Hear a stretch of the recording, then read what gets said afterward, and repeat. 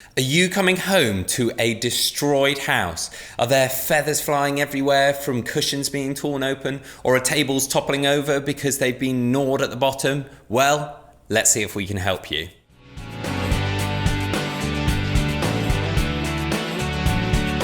Welcome back to the Fenrir Bullmastiff Show. If you're new here, my name's Joe and I'm a certified canine leader here at FenrirCanineLeaders.com.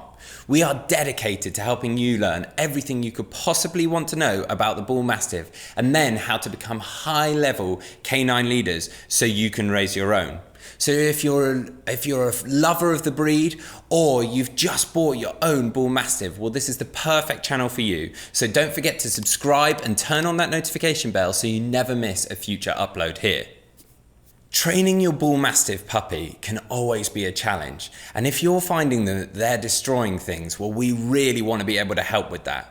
So in today's video, we are lucky enough to be joined by the CEO and founder of FenrirCanineLeaders.com, Will. He's going to unravel some tips and tricks of how to deal with your Bullmastiff puppy destroying things. So let's hand over to Will.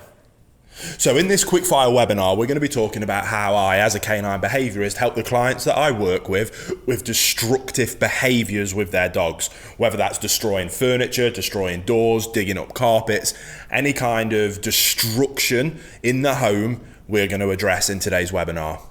So let's dive into it. And when it comes to destructive behaviours, it's a little bit different from many of the other common behaviours. As a behaviourist, if that's something that you're interested in working towards in the future, you're going to address. And that as myself, it's very different from, say, a behaviour like extreme aggression or extreme reactivity, where you're there in the heat of the moment and you can implement a strategy or a behaviour modification program or intervention there and then and address the issue and deal with it.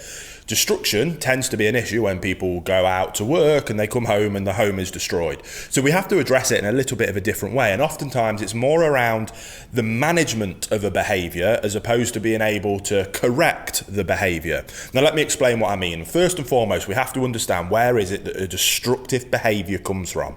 Now in my experience of losing count of the amount of cases I've helped people with this with, it tends to come from one of two places. By far though, the most common is simply pent up frustration in terms of a lack of outlet for physical and mental stimulation requirements. What that basically means is you are not doing enough exercise with your dog. If you go out and do more exercise with your dog, give them more mental stimulation, enough that truly satisfies them every single day, depending on their breed and specific requirements for them as a dog, that will 9 times out of 10 address the problem of destructive behaviours. Now, sometimes people don't want to hear that. What they want is for me as a behaviourist with the reputation that I've got to be able to come in and may wave a magic wand. They don't have to do anything for their lifestyle and I fix their broken dog. Their dog isn't broken. The dog is simply bored and frustrated. We need to give them a positive outlet for that frustration and that will address the problem. So we're going to significantly increase the amount of exercise we're doing and significantly increase the amount of mental stimulation that we're giving them. If you're prepared to do that, 9 times out of 10, you're going to solve this problem. Now, if you want to do that in more of a professional setting, you're going to have to develop the people skills of being able to get that across to your clients in a way that, first of all, won't upset them by simply calling them out and telling them that they're the problem, but helping them see that that's the case and helping them come up with a process and a program of how it is that they can quickly and efficiently be able to provide additional exercise and mental stimulation. And that's where you can develop different strategies around quick fire ways of exercising dogs, quick fire ways of providing more mental stimulation for them. Hey guys, very quickly, I just wanted to interrupt and let you know about our bootcamp program if you've never heard of it before. It's the program that as a canine behaviourist I use every single day with all of the clients and all of the bad behaviour cases that I work with to high levels of success. It is focused on teaching you how to become a high-level canine leader that is able to restructure the relationship with your dog so that they see you as that leader and they know to look up to you for guidance and direction. When we achieve that, we can then finally address those bad behavior problems and get to the point of having the perfect canine companion that you've always dreamed of.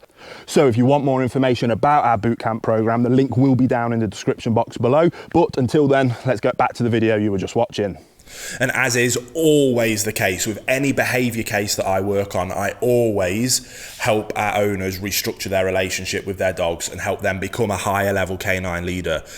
When it comes to working with specific behavior problems, the behavior problem that an owner will come to me with, maybe it's the problem that you're dealing with yourself. Maybe, again, you want to be considering moving into this as a profession. So someone might come to you with is what we call the micro issue. That is the symptom that we're seeing, and that is what the owner will want addressing. And it is our responsibility to help them do that. Here at Fenrir, the reason we're able to have such large levels of success is because not only do we help them with those micro issues, but we put so much time and effort into fixing what we call the macro problem, the umbrella issue. And that is always around relationship with your dog, around the owners becoming a higher level canine leader that has a dog that will look up to them for guidance and direction. If we can achieve that, that opens up an incredible pathway of communication between themselves and the dog, which then allows us to teach them the things that we do want and the things that we don't want from them. Now, in terms of destructive behavior being the micro issue, it's one of the few behaviors where addressing that at a macro level might not necessarily be what they're looking for in the micro fix. It doesn't mean it's helpful, it's incredibly helpful. So I highly suggest that you go and do that, because that will address any other possible problems that will come up in the future. So this could be an excellent opportunity to either help yourself, if you're watching this from that perspective, or to help a client be able to go to that next level, and that will just make them happier and their dogs happier in the rest of their life. But when it comes to destructive behaviors in particular, because they usually happen when you're not there, the only real way that restructuring that relation helps is with anxiety. Now, like I say, destructive behaviors, vast majority of the time, comes from a lack of physical and mental exercise. If it's not that and the behaviors still continue, then oftentimes it comes from a place of anxiety. The dog is stressed and anxious. That anxiety tends to come, usually all of the time, comes from a lack of leadership. If a dog has a calm, consistent leader in its life that it trusts implicitly, they have no reason to be anxious. Then, as long as they're getting plenty of exercise, they'll happily relax and calm down. That's why we focus on those two things first. Then on top of that, or why we're going through that process, because to restructure that relationship, we use our bootcamp process. Again, if you're interested, the online version of that is down in the description box below, but we go through that process, but nothing happens overnight, and that can take some time. Now, like I say, that will 9 times out of 10, even more so 99 times out of 100, will address this issue. If it doesn't, or while we're going through that process, we simply use a methodology of managing the behavior. Stop setting your dog up to fail. To set our dogs up for success with destructive behaviors, it's simply about managing the environment, ensuring that there's not things in their environment that they can destroy. To do that, the easiest way is to crate train or pen train our dogs. Let me start by saying that it is not cruel whatsoever. If you get a dog and stuff it in a crate that's never been in there before, you're a poor leader, the dog is already anxious, you're not giving it enough exercise as it is, so it's already got pent-up frustration, physically, mentally, and on top of that, anxiety from a lack of leadership. Then you leave them in there for 10 hours, then we've got a problem. But that's not necessarily the crate's fault. Again, that's a macro problem that we need to address. If you are a calm, consistent leader, providing your dog with plenty of exercise and leaving them in a crate for an appropriate amount of time, 3 to 4 hours at a time, before letting them out for an additional bit of exercise before going back in, then there is absolutely nothing wrong with using a crate, and a dog will love it. Dogs are denning animals. I like to cover crates with a big towel or blanket to make it nice and dark, put a nice bed in there so it's nice and cozy. Nobody else can ever go in that crate. That's the dog's special, safe, calm place for them to go, take themselves away and relax. That is what we're looking at achieving, and that's what we're looking at doing. To help with destructive behaviors, if we can get the dog to learn to love their crate, which is very easy if we follow that basic methodology, we leave them in there with a frozen Kong, get a Kong toy, stuff it full of some meat pate, chuck it in the freezer. Then before you go out, 10 minutes before you go out, let them sniff the Kong, put the Kong into the crate, shut the crate door so they can't get in there. And I promise you, you do that every time, your dog will be begging you to go away so that you can let them in the crate and shut them in there with that Kong. They'll look forward to that time alone. You add that on top of exercise, they go in, the Kong provides additional mental stimulation while they work their way through it. Happy days, everyone's happy. The dog then works their way through the Kong, oh, I'm knackered now, I'm just going to have a little sleep until the boss comes home. You come home, do a bit more exercise. Again, it's not rocket science.